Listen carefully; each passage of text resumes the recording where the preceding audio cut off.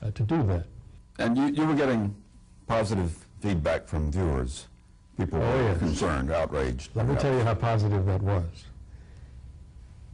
The television stations then, as now, do audience research to figure out what kind of audience you have and what they want, what they like and what they don't, and so on. Then you make programming decisions and even news decisions. What we began to discover in 1962 and 3 and 4 and 65 from this research was that we had an enormous audience for our news programs. And by enormous, I think we were talking, we had at points in time 85 or 90% of all the audience, the television audience at the time of these news programs were watching us because they were very keenly interested in what we were doing and what we were revealing. And we began to get feedback in other ways, not only in research data, but just in letters and comments and even people on the street applauding us for what we were doing. And the community began over this period of years to really become aroused and angry about what they were seeing. And that led to several things. Well, was there ever any negative feedback, let's say from advertisers? But maybe that was offset by the size of the audience, which they realized. I think you put your finger on it. I don't recall any negative impact from advertisers. I think advertisers want the biggest audience they can find, and we can provide it. And we should maybe mention the leadership of the station, Glenn Marshall, who supported your efforts, and Bill Grove. Glenn Marshall had been with the television station from its very beginning. Going back to radio even before. Even back to radio before the television station went on the air. He was a gentleman from Alabama. He was a Southern, almost an aristocratic fellow, but distinguished, respected in the community, in the business community. And once we began to get started with what we were doing with news, and as I tried to explain a few minutes ago, I think it was somewhat novel and certainly aggressive. He supported that from day one, and he never withdrew that support. And he got some pressure. Yes, he did. So I know from some public officials. Yes. And apparently managed to resist that pressure. Well, let me give you an example of that. Somewhere, I would say in 1964, we had been doing almost 4 years of heavy-duty investigative journalism. And at that point in time, the mayor of the city of Jacksonville, Hayden Burns, was running for governor. And he summoned me one day to his office in City Hall. And I went down there by myself, and he closed the door, and he laid into me like nobody in my life ever has. He was bitterly angry at what we were doing. And he was extremely critical of me in particular, because I was sort of the symbol out there on the screen. He told me I was ruining the city. I was giving the city a terrible reputation. We had dirty linen we were hanging out all over the place. And he went on and on with that theme. And he told me that Northeast Florida had never had a governor, and by God, he was going to have one, and he was not going to let me stop that.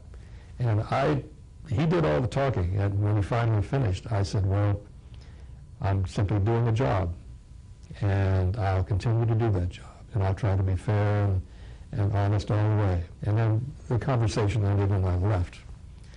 And a week or two later, the mayor came down to the television station and met with Glenn Marshall, who was the general manager, in his upstairs office. I was not present for the meeting. I didn't know it had taken place. But after the meeting concluded, Marshall invited me upstairs and told me that the mayor had come to see him and had complained bitterly about the news reports we were engaged in. And even to the point where he was banging on Glenn Marshall's desk. And I said, how did you respond to all that? He said, I told him that you were doing a professional job. He said, I told the mayor that if he could find errors or mistakes in what you were doing, he can let me know, and we would look into it. But he said, I told the mayor we were not going to change anything we were doing. Now, there's a particular documentary. People nowadays may not know what a documentary is because television doesn't do many of them. But there was a documentary called Government by Gaslight, which is cited as one of the key elements in getting support for a new form of government. Yes.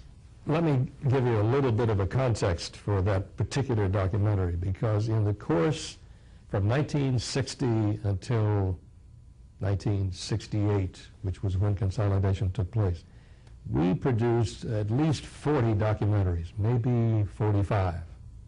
These were half-hour programs that concentrated on social or political issues. It was in the very early part of 1965 that the business, a segment of the business community came to a realization that something needed to be done about the structure. And annexation was failing. Yes. Which would be one solution, because you had this suburban growth outside the basic city. So, and it had been tried over and over, I guess. It had. I don't have any clear recollection about how often it was tried or whether. I don't think it succeeded very well. Mm-hmm. And it did not result, even if you had some annexation of the city, the structures would have stayed the way they were. And they were conflicting and not productive. But just prior to when we did that documentary that I'm going to touch on in just a minute, there was a major event in the community, in the business community, and that was when Claude Yates, who was an executive in terms of Southern Bell here in the county, gathered together a group, a couple of dozen of major, distinguished, leading businessmen, and they talked about something needing to be done. And Yates took a piece of paper and wrote out sort of like a declaration of something. It came to be known as the Yates Manifesto. And it had to do with calling on the local legislative delegation to look into the prospects for a consolidation of the city and the county governments. Now, our documentary followed that by a couple of months. We had been thinking for some time about doing government by gaslight. And the reason we did was because we had done 4 or 5 years of heavy-duty investigative journalism, and nothing was happening. And we decided that it was time to say there's a much more fundamental problem here that is contributing to these terrible governmental financial practices and contributing to what came to be widespread corruption, political and criminal corruption. So we said, let's call on the community to take a look at the structure of the city and the county. And so we did. And we produced the half-hour documentary called Government by Gaslight. And it was broadcast first, as I remember, in May of 1965. And we didn't focus on any particular issue having to do with these corruptions or other things. We focused on the structure. That was part of an oral history interview with Norm Davis, editorial director at WJXT in the 50s and 60s. And that's all the time we have for this Jacksonville History Show. For more information, call 665-0064 or visit our website, jackshistory.com. So long, everyone.